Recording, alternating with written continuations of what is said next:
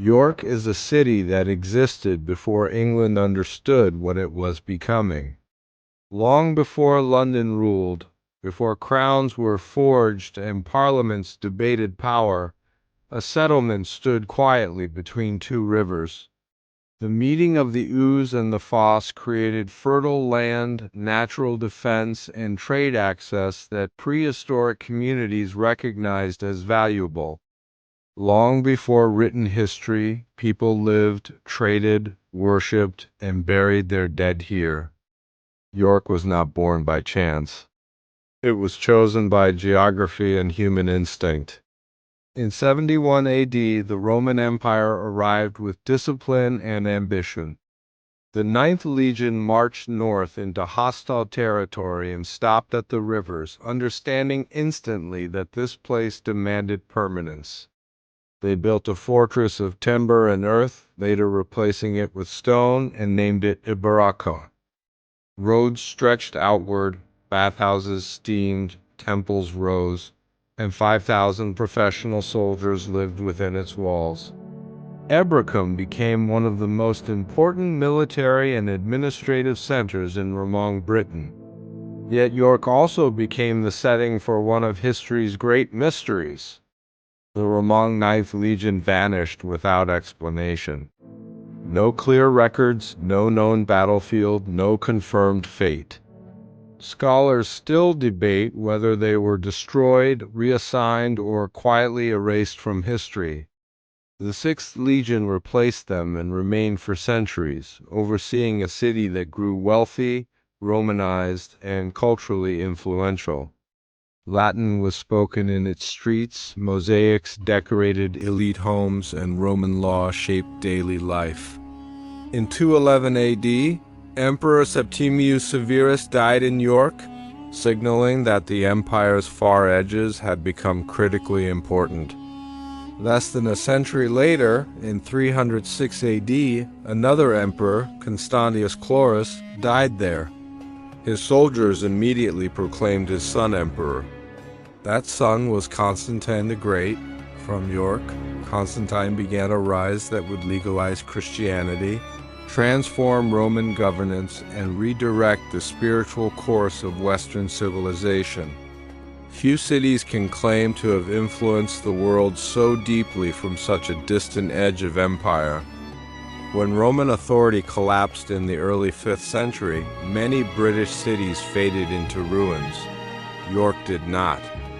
Though reduced in size and population, it endured. Ebracum became Eoforwic, reusing Roman walls and memory even as imperial order vanished. Power shifted to local rulers, and York became part of the Anglo-Saxon Kingdom of Northumbria, one of the most powerful realms in early medieval England. In 627 AD, King Edwin of Northumbria converted to Christianity in York. His baptism was not just an act of faith, but a political turning point that reshaped the region. Churches replaced temples, and York emerged as a major religious center. By the 8th century, it had an archbishop equal in status to Canterbury, placing it at the heart of English spiritual life. During a period often called the Dark Ages, York became a beacon of learning. Scholars preserved texts, taught theology, and copied manuscripts while much of Europe struggled with instability. From this environment emerged Alcuin of York, one of the greatest intellectual figures of the early medieval world. Chosen by Charlemagne to lead educational reforms across his empire, Alcuin carried York's influence far beyond England, helping preserve classical knowledge and shaping European education for generations. In 866, the sound of oars replaced church bells as Viking longships moved up the river Ouse. The great heathen army captured the city, renaming it Jorvik. Contrary to popular myth, Viking York was not simply violent chaos. It became a powerful trading hub, connected to Scandinavia, Ireland, and distant markets beyond Europe. Craftsmen worked bone, leather, metal, and glass, coins were minted, and at its height nearly 10,000 people lived there, making it one of the largest cities in northern Europe. Viking rule, however, was unstable and often brutal. Power shifted through violence, and the last Viking king, Eric Bloodaxe, ruled through fear.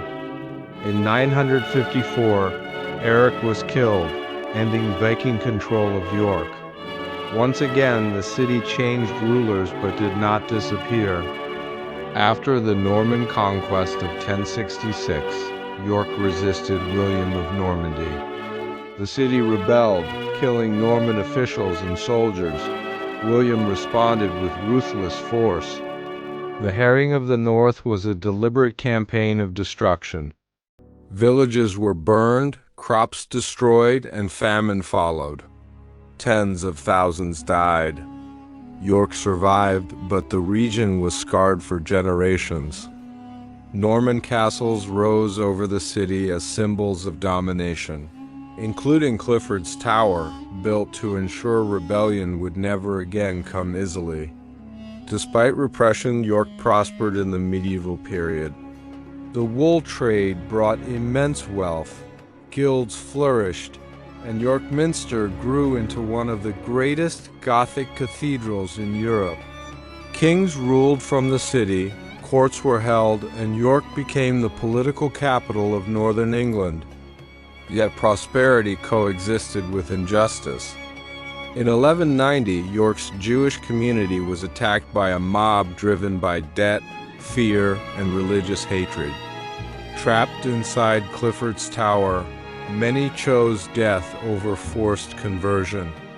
Around 150 people died in one of the darkest episodes in the city's history. In 1349, the Black Death reached York. Between one-third and half of the population died. Streets fell silent, homes were abandoned, and mass graves filled quickly. Still, the city endured. Centuries later, during the English Civil War, York became a royalist stronghold.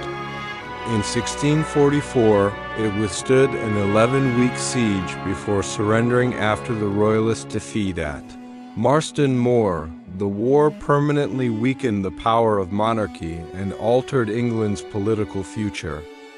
The modern era brought new trials and transformations.